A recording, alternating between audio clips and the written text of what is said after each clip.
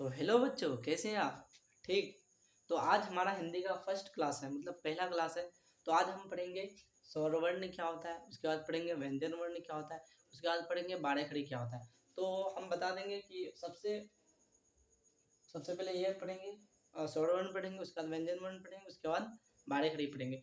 तो ये क्लास जो रहने वाला है, तो ये क्लास है नर्सरी और LKG, समझ गए। और जो क्लास UKG में कमज़ोर बंदा रहता है, इसको समझ में नहीं आता है स्वर वर्ण व्यंजन वर्ण, उसके बाद है बाड़े तीनों चीज़ समझ में नहीं आता है, तो क्लास UKG के लिए भी थोड़ा बहुत है। जैसे जो कमज़ोर तबके के बच्चे हैं तो उनके लिए। तो सबसे पहले हम पढ़ेंगे ये स्वर वर्ण होता क्या है। तो मतलब ऐसा वर्ण जो किसी दूसरे वर्ण की सहायता से नहीं बोला जाए, समझिए, उसे ही क्या बोलेंगे, तो स्वर्ण वर्ण बोलेंगे। मतलब ऐसा वर्ण जो किसी दूसरे वर्ण की सहायता से नहीं बोला जाए, समझे, उसे क्या बोलेंगे, तो स्वर्ण वर्ण बोलेंगे। तो ऐसे बोल सकते हैं, समझिए। तो मतलब जैसे अ लिखा हुआ है, आ लिखा हुआ है, हर्षे लिखा हुआ है, दुर्गे लिखा हुआ है, उसके बाद ऊ लिखा हुआ है या हर्षो लिखा हुआ है, समझे। उसके बाद दुर्गो है, उसके बाद री है, ए है, ऐ है, उसके बाद ओ है, औ है, उसके बाद अंग है, उसके बाद आ है। तो मतलब ऐसा वर्ण जो किसी दूसरे वर्ण की सहायता से नहीं बोला जाए, उसे ही क्या बोलते हैं, तो स्वर वर्ण बोलते हैं। मतलब वो ऐसा वर्ण होना चाहिए, मतलब जो अपने खुद से बोला जाए, मतलब दूसरे वर्ण की सहायता से नहीं बोला जाए, तो हम उसे ही बोलेंगे स्वर्ण वर्ण बोलेंगे। तो हम समझ सकते हैं, तो इसको क्या बोलेंगे, हम अ बोलेंगे, इसको आ बोलेंगे, समझे, इसको हर्षी बोलेंगे, इसको दुर्गे बोलेंगे, उसके बाद हर्षो बोलेंगे, दुर्गो बोलेंगे, री बोलेंगे, ए, उसके बाद ऐ है, उसके बाद ओ है, उसके बाद औ है, उसके बाद अंग है, उसके बाद आ है। फिर से पढ़ देते हैं, जैसे अ, फिर आ, फिर हर्षई, फिर दुर्गई, फिर हर्षो, फिर दुर्गो, फिर री, फिर ए, उसके बाद ऐ है, फिर औ, फिर सॉरी ओ, उसके बाद औ, फिर अंग, उसके बाद आ। पहले अ, उसके बाद आ, उसके बाद हर्षई, उसके बाद दुर्गई, उसके बाद हर्षो, उसके बाद दुर्गो, उसके बाद री, उसके बाद ए, उसके बाद ऐ है, उसके बाद ओ, उसके बाद औ, उसके बाद अंग, उसके बाद आ। तो ये आ गया स्वर्ण। अब इसका जो मात्राएं होती है, तो मात्राएं क्या होती है, जैसे आ है, तो जैसे अ है, तो इसका मात्राएं नहीं होती है। उसके बाद आ है, तो आ का मात्रा आकार रहता है, और हर्षी जो है, तो हर्षी का मात्रा ये जो है, तो ऐसे ही हर्षी का मात्रा रहता है। उसके बाद दुर्गी, तो दुर्गी का मात्रा ऐसे। उसके बाद हर्षो का मात्रा, तो हर्षो का मात्रा इधर से घुमा हुआ रहता है। उसके बाद दुर्गो का मात्रा है, तो दुर्गो का मात्रा ऐसे घुमा हुआ रहता है। उसके बाद री का मात्रा ऐसे रहता है। उसके बाद एकार का मात्रा, ये एकार का मात्रा है। उसके बाद ये ऐकार का मात्रा, उसके बाद है ओकार का मात्रा, उसके बाद औकार का मात्रा। तो ये अ का मात्रा है, तो अ का मात्रा खाली, मतलब अ का मात्रा होता नहीं है। उसके बाद आकार का मात्रा, आकार का मात्रा है ये। उसके बाद ये हर्षईकार का मात्रा है। उसके बाद ये दुर्गीकार का मात्रा है। उसके बाद ये हर्षोकार का मात्रा है। ये दुर्गोकार का मात्रा है। ये री का मात्रा है। ये एकार का मात्रा है। ये ऐकार का मात्रा है। उसके बाद ये ओकार का मात्रा, उसके बाद औकार का मात्रा, उसके बाद अंग का मात्रा एक बूंदा है। उसके बाद अभिसार का मात्रा दो बूंदा। तो हम समझ सकते हैं। तो इसके बाद हम पढ़ेंगे व्यंजन वर्ण पढ़ेंगे। तो व्यंजन वर्ण क्या होता है, तो जिसको स्क्रीनशॉट लेना है, लिखना है, जल्दी कर सकते हैं।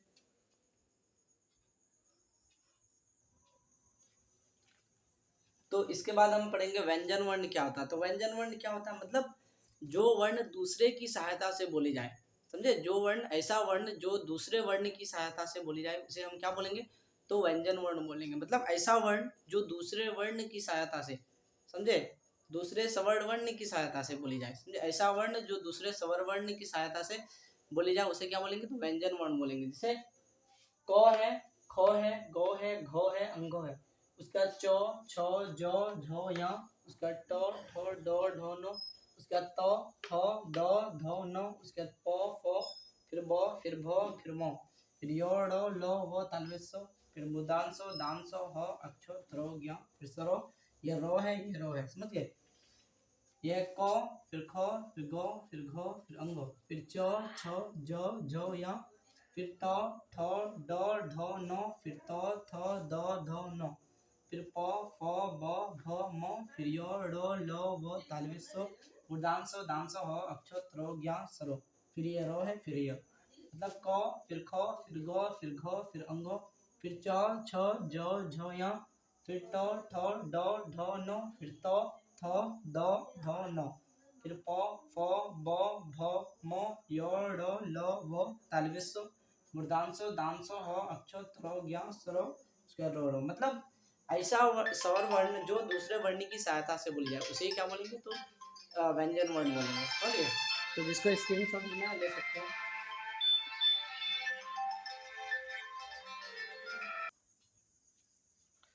तो व्यंजन वर्ण के बाद हम क्या पढ़ेंगे, बाड़े खड़ी। तो बाड़े खड़ी होता है क्या, तो बाड़े खड़ी जैसे जैसे क के साथ आकार का मात्रा, मतलब आ का मात्रा लगा हुआ है, फिर क के साथ हर्षीकार का मात्रा लगा हुआ है, फिर क के साथ दुर्गीकार का मात्रा लगा हुआ है, फिर क के साथ हर्षोकार का मात्रा लगा हुआ है, फिर क के साथ दुर्गोकार का मात्रा लगा हुआ है, तो दुर्गोकार का मात्रा लगा हुआ है, फिर क के साथ रीकार का मात्रा लगा हुआ है, फिर क के साथ एकार का मात्रा लगा हुआ है, क के साथ ऐकार का मात्रा लगा हुआ है, क के साथ ओकार का मात्रा लगा हुआ है, फिर क के साथ दो ओकार का मात्रा लगा हुआ है, क के साथ अंसार का मात्रा लगा हुआ है, क के साथ अविसार का मात्रा लगा हुआ है।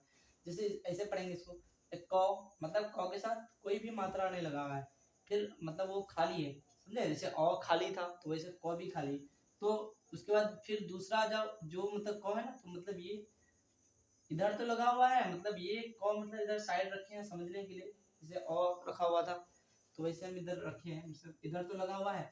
जैसे क के साथ आकार लगा हुआ है, आकार का मात्रा इसको पढ़ेंगे क आकार का, फिर क के साथ हर्षीकार का मात्रा लगा हुआ है तो इसको पढ़ेंगे क हर्षीकार की, फिर क के साथ दुर्गीकार का मात्रा लगा हुआ है तो इसको पढ़ेंगे क दुर्गीकार की, फिर क के साथ हर्षोकार का मात्रा लगा हुआ है तो इसको पढ़ेंगे क हर्षुकार की, फिर क के साथ दुर्गोकार का मात्रा लगा हुआ है तो क के साथ दुर्गोकार का मात्रा लगा हुआ है तो इसको पढ़ेंगे क दुर्गोकार को, फिर क के साथ रीकार का मात्रा लगा हुआ है, फिर क के साथ एकार का मात्रा लगा तो इसको पढ़ेंगे क एकार के, फिर क के साथ ऐकार का मात्रा लगा हुआ है तो इसको पढ़ेंगे क ऐकार के। पहले क ऐकार के हो गया, क के साथ एकार का मात्रा लगा है तो क ऐकार के हो गया, फिर क के साथ ऐकार का मात्रा लगा है तो इसको पढ़ेंगे क ऐकार के, फिर क के साथ ओकार का मात्रा लगा हुआ है तो क ओकार को, उसके बाद फिर है क के साथ दो ओकार का मात्रा लगा हुआ है तो क दो ओकार को पढ़ेंगे, फिर क के साथ अंसार का मात्रा लगा हुआ है तो क अंसार कंक पढ़ेंगे, उसके बाद क के साथ अभिसार का मात्रा लगा हुआ है तो क अभिसार का।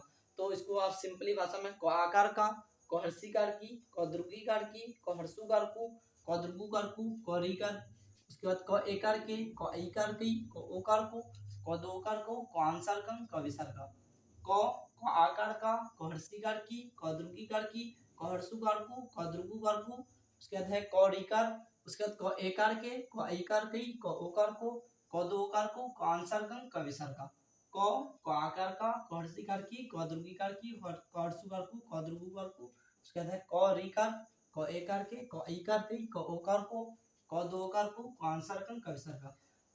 तो ये तो हो गया बारह खड़ी। तो अब हम वर्ड कैसे बनाना सीखेंगे, जैसे हम व्यंजन वर्ण पढ़ लिए तो व्यंजन वर्ण में जैसे पढ़े हम, तो व्यंजन वर्ण को हम वर्ड कैसे बनाएंगे, शब्द कैसे बनाएंगे, जैसे स्वर वर्ण है और व्यंजन वर्ण है, दोनों को मिला करके हम शब्द कैसे बनाएंगे तो उसको हम सीख लेंगे। जैसे क और ल को जोड़ते हैं हम,